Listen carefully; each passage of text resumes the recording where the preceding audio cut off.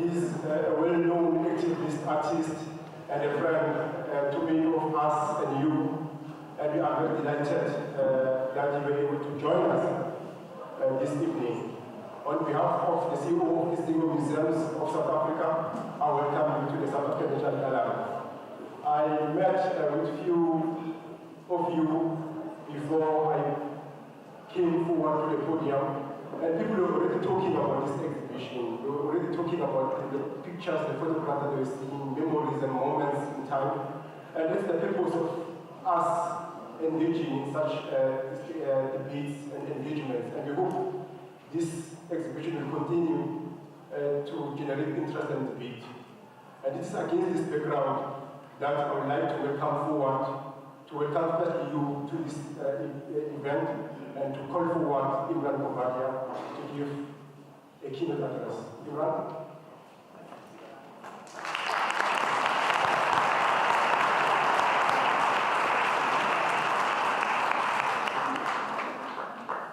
Thanks, Omar.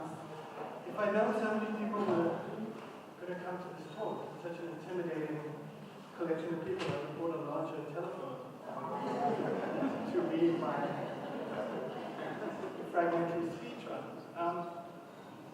Mandalanga was supposed to have been here, and it's one of those rare cases where it would be much better for me and much better for you if Mandala had been here, because he would have been able to talk with much greater authority about what it means to be an artist aligned with a movement of urgent importance. For me, the question is theoretical and speculative. For Mandla, for Omar, who put aside his career as a photographer for many years to work in a trade union, the question is immediate and practical.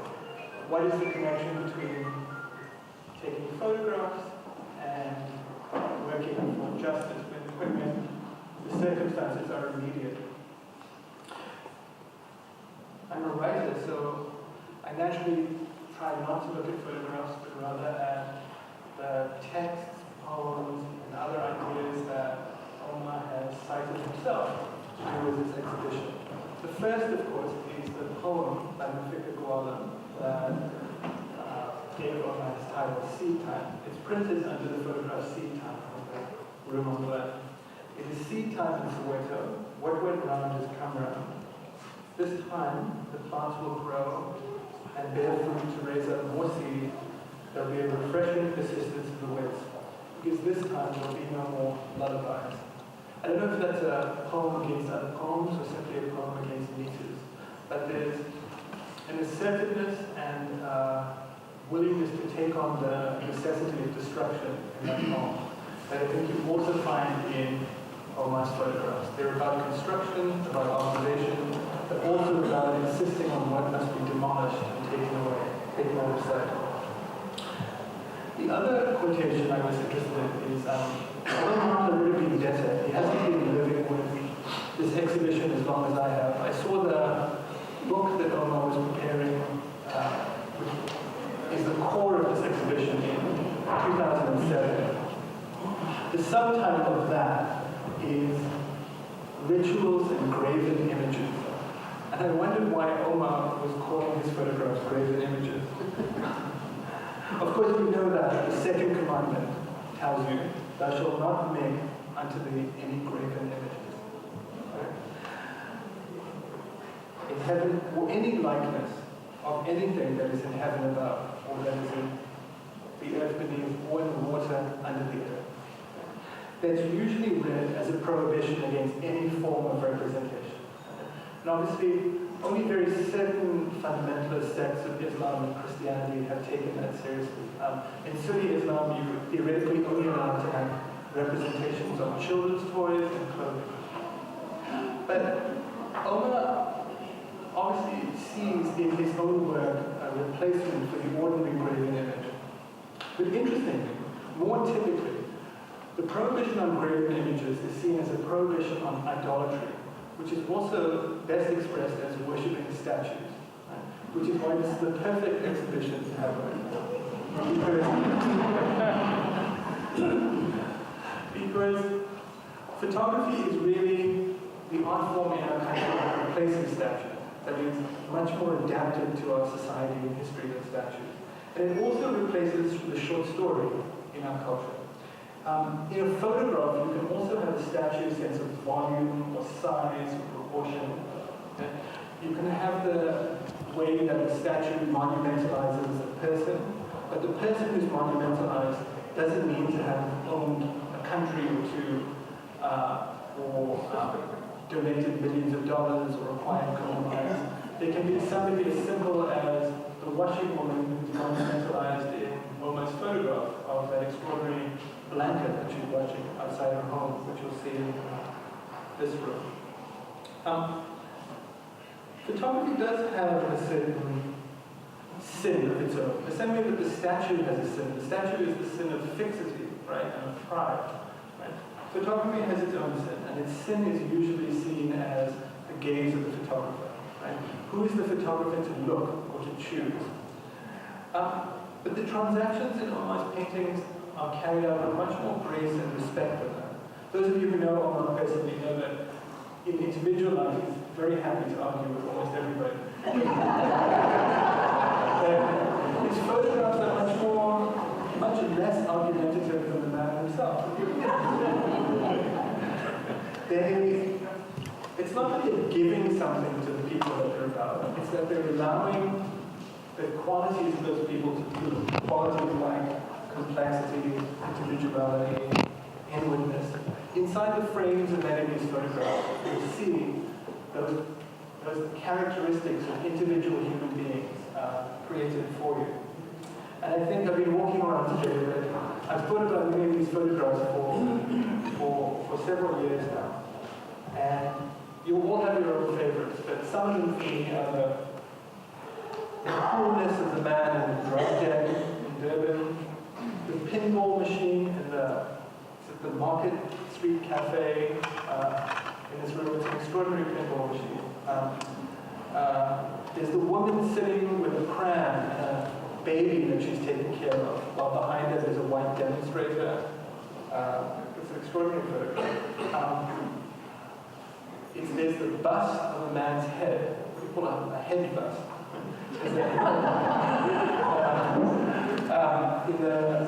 In the room in which they're having a conference of delegates about housing. In which you have this amazing juxtaposition of very ordinary, practical problems that people had, housing, or washing, or playing pinball, and these amazing people that Omar finds or discovers or allows to be created and recreated in his photographs. One of my favorites is the couple in the Durban Art Gallery. There's a black man and woman underneath painting of T.S. Eliot in the Durban Art Gallery. And of course, T.S. Eliot stands more than any other figure for the grandeur of the Western tradition in our country, or a significance imputed to the Western tradition. I actually wanted to borrow that photograph to be the cover of a book I was writing on V.S. Naipaul, but the publishers told me I'd have to get the signatures of the two people who are in the photograph. They last forever. There are many other wonderful moments in these photographs. There's that extraordinary teacher. We complain about our schools, but if you look at the pride of the teacher and her children in the photographs in the classroom, there's the extravagance of the clothes that Rajvi and son are wearing. There's the woman with washing from 1980, which I mentioned, and her blanket. There's the Pondoland pageant, the Easter pageant from Pondoland, when we see the otherworldly costumes of the participants. In fact, there are a whole number of instances of fabric, blankets, clothing that Omar chooses as surfaces inside his own painting. Maybe the one I've thought about most is the young woman repairing a home from 1982. She's repairing a home with mud. She has the kind of solidity of a figure from a 19th century painting from Courbet, for example. The photographs I'm less familiar with are the ones from Denmark, Ethiopia, and India. But if you ask Omar about them, he will tell you that when he went to these countries, he was always interested in the marginal people, not the people from the center, not lawyers or businessmen or policemen, but rather beggars, prostitutes, bicyclists. And if you want a quick summary of the politics of our country, this photo on my left, which shows the ANC conference from 1991, shows you Thabo Mbeki looking very grimly away from his colleagues, and Cyril looking to the right, as far as I can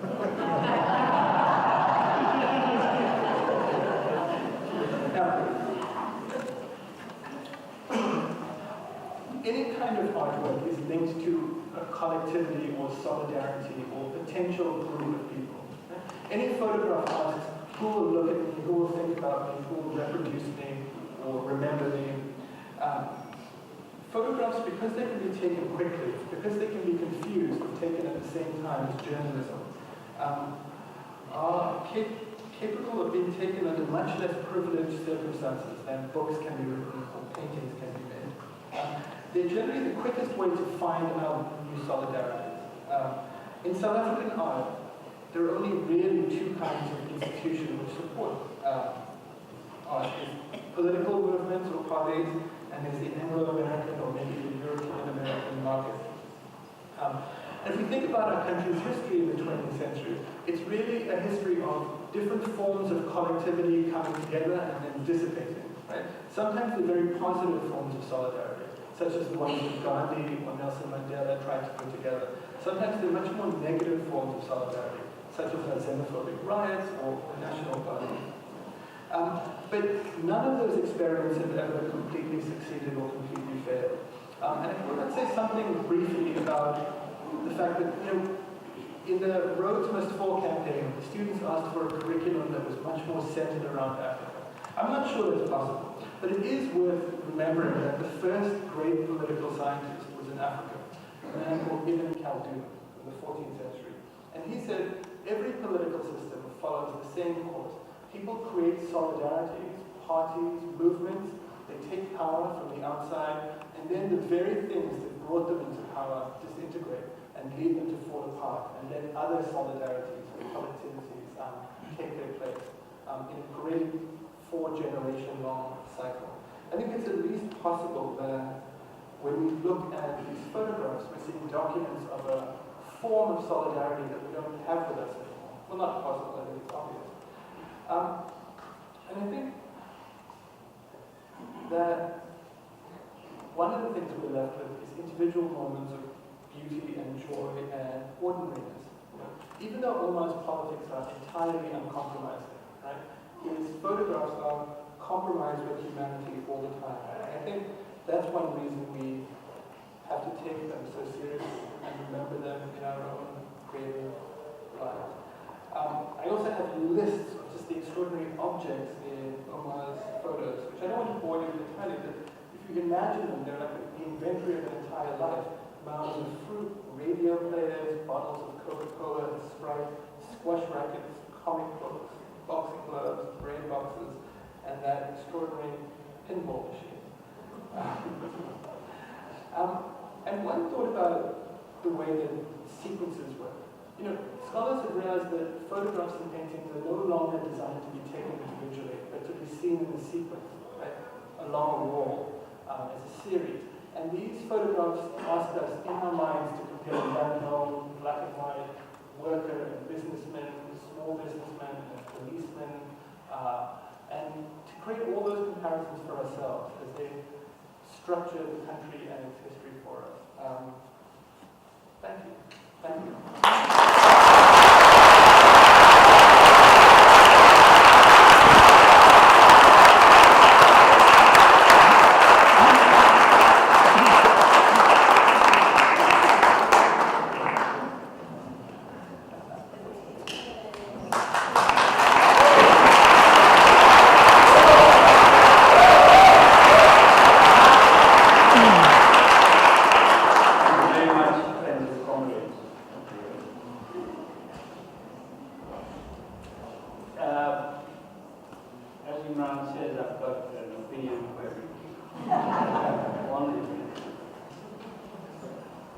But I'm the grandson of an immigrant, the second-generation immigrant.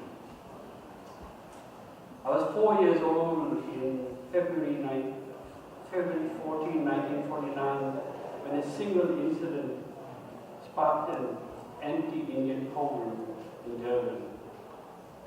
the next 3 days, 142 African Indians, and we had to evacuate people from that area. One of the people's behind me in this photograph, this man and that man, were very prominent members of Inkatha, and they were the instigators of this riot, of this program. And largely to ensure that they were able to secure the land and then to use the land to build shacks, which they then rented out. We estimated then that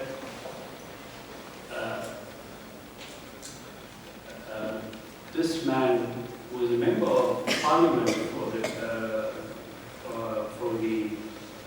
then homeland, KwaZulu homeland, earned something like 600,000 rands a year, a month, just from rent. But that same week,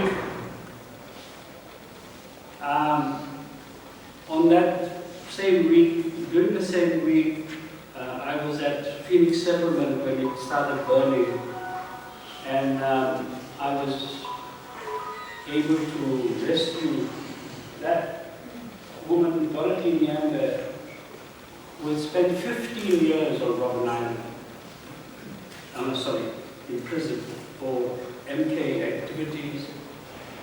And then when she came out, she was forced to move from township to township because of the harassment of Inkatha.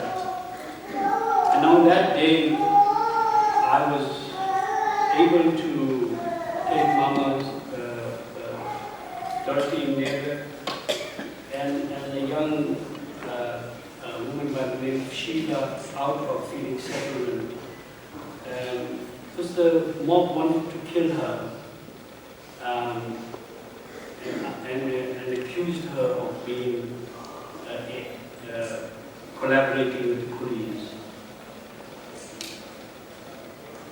So the culture of violence, racism, xenophobia has been with us for a long time. It's become part of our DNA. But it has been also the challenge for decades, a challenge that was led by the African National Congress, Communist Party, Italian Union Congress, and a whole lot of organizations to stem this, to channel this energy, to channel the anger, and to help develop a common identity. And the liberation movement for many of us became that, this platform through which we could find a set of values that brought us together, and to, hopefully, we had thought it would cement a new beginning. And that we did succeed, but we always knew that it was a very fragile thing, incredibly fragile thing. We have now seen the specter of violence, of xenophobia, of hatred, gripping our country again, and hopefully it will help us renew our efforts, bring us together, to shape the state and ourselves to start dealing with this issue. But let me just start about this exhibition. That trend of violence has always been a strand that throughout our history we had to deal with. And in Natal in particular, this exhibition starts with an autobiographical note. It starts with a photograph around the corner here of a young boy sitting in front of a closed door, lost in his world. But he knows that he is not alone. He sees me and I see him. And in that fraction of a second is written many untold stories. Telling stories is what we all do as artists and photographers, as parents. But we tell it in terms of race against or class. But telling stories also goes beyond just listening. You have to tell stories, you want your audience to interpret what you are saying, to critically engage with what you have to say, and hopefully to inspire people to tell their own stories, to release them from the everyday, and so that they can dream and they can also act. Seedtime is about the present. Because I've tried to not to make it just a retrospective, but also a statement about the present, seen through the eyes of the past. It is about arranging and rearranging a body of work done over decades that speaks to our restlessness, our dreams of new beginnings, and hope in people as the main actors in effecting change. Many of us are always not certain about the future, unlike a photograph that you will see of a very humble watchmaker in front of his shop where he proclaims that he is a mechanic of time. We'd like to, all of us, be mechanics of time, but that is a very elusive thing.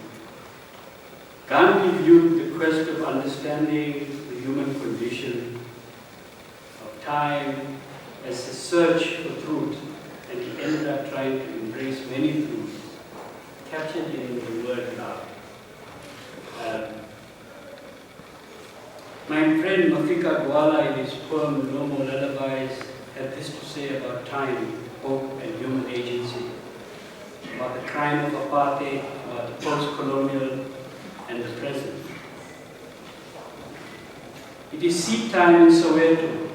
What went around has come around. This time the plants will grow and bear fruit to raise many more seeds. There will be a refreshing persistence of the wit, because this time there will be no more lullabies. It captures the essence of what we all fought, all dreamt of, is the upsurge of popular dreams and aspirations to change our society. And we must acknowledge that no matter how difficult the present is, we were able to change history. And the people who changed history were the people that were the ordinary South Africans. Some of us were leaders in the trade union movement, the underground, but it was without, when we went down to the ground and listened and understood, when we began to photograph, or write about, or paint what was happening around us.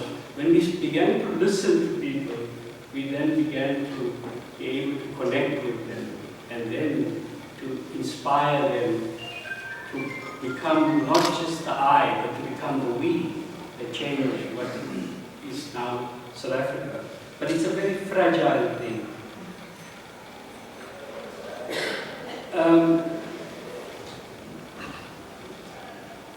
In all of what we do, there are lots of people to thank. I have to thank my father, who's first generation South African, a remarkable man, a worker, who against all odds learned to endure, and taught us to dream, be able to see truth and beauty in simple things. He was an artist, a very, very talented artist. But like all of his generation, the doors were very closed to them. But nevertheless, his work is what inspired me and many others that I know. At the end of the day, it's also one's family and comrades that helps one to get through that every day. To be able to see through the beauty in simple things, simple moments.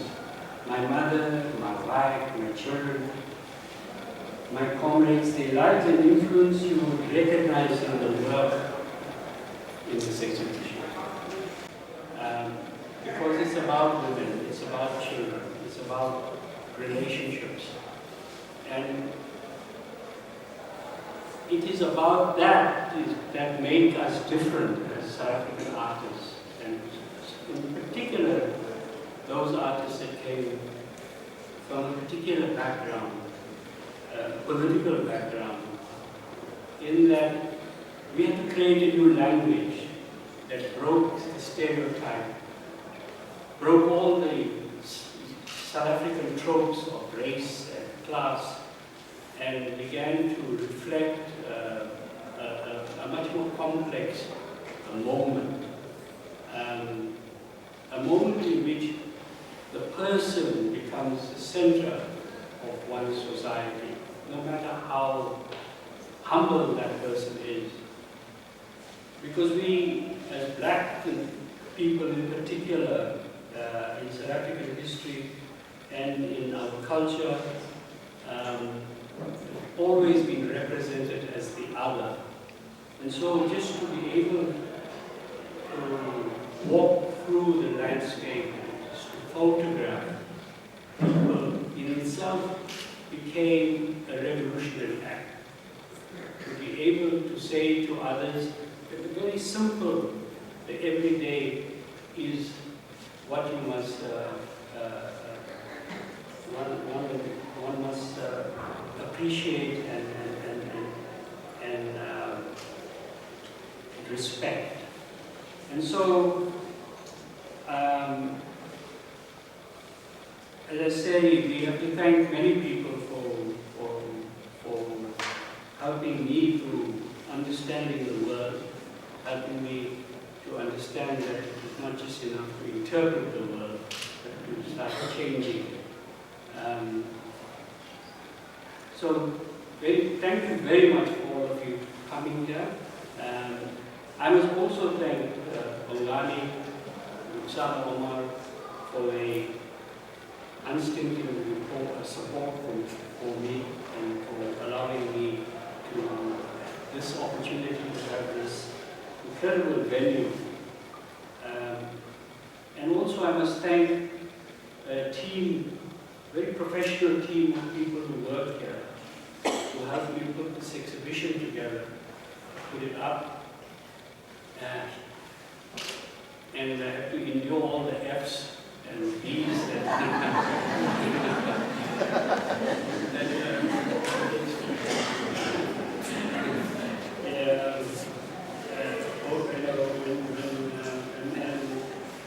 and so I'm hopefully that we'll sit down tomorrow and have a drink together. But yeah, that is quite an extraordinary team of people. I'm also looking forward to the workshops that we are going to be running in schools. And quite an extraordinary team of young teachers who work here, educators who work here, and they've come up with an incredible program for schools.